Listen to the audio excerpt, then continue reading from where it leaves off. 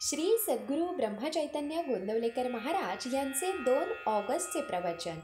आपल्या मीचे स्वरूप आनंदमय आहे. इच्छित वस्तू मिळणे यात समाधान असतेच असे नाही. ती इच्छाच नाहीशी करणे यात समाधान आहे.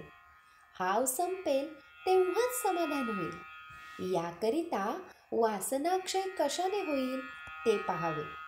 कशात सुख आहे, कशाची कास धरावी, इकडे लक्ष द्यावे.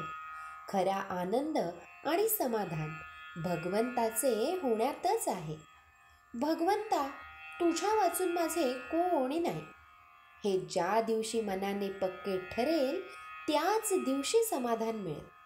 जितकी विषयाची आवड धरावी तितके दुःखच पदरात येते. विषय सुख न मागताही येते, परंतु जे परमार्थाच्या आड येणार आहे ते मागत कशाला राहायचे. माझ्या मागे राम आहे म्हटले म्हणजे प्रपंचातल्या विषयात जरी आपण राहिलो तरी भिण्याचे कारण नाही. भगवंताचा आधार कायम ठेवला की मग विषयांची नाही भीती वाटत. नेहमी अनुसंधानात राहिले म्हणजे मग सावधच राहिल्यासारखे आहे.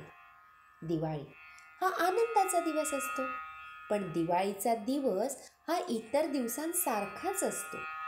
इतकेच नव्हे तर आदल्या दिवसाची परिस्थिती, संकटे आणि अडचणी त्या दिवशीही कायम असतात.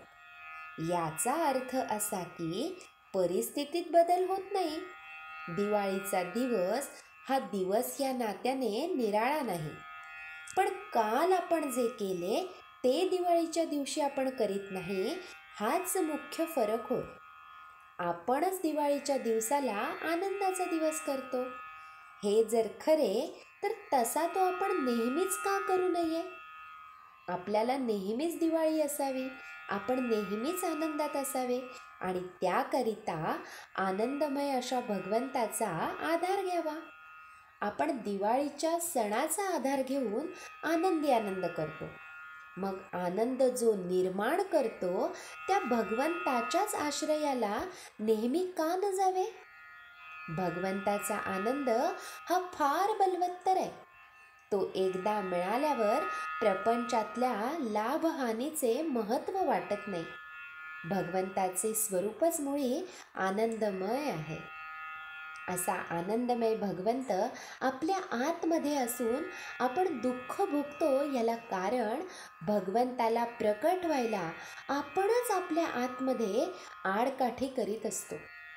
आपल्या आतमध्ये भगवंत तर आहेच, पण त्याचबरोबर मी सुद्धा आहे.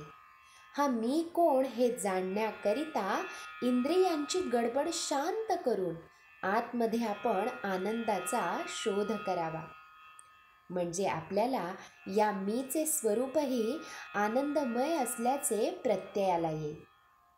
अशी परमात्म्याची ओळख करून घेणे ही खरी जीवनाची सुरुवात आहे आणि परमात्म्यात विलीन होणे हेच जीवनाचे सर्वस्व होय. ज्याचा आनंद टिकेल त्याला नित्य दिवाळी आहे. श्री सद्गुरू ब्रह्मचैतन्य गोंदवलेकर महाराज की जय. श्रीराम समर्थ. जय जय रघुवीर समर्थ.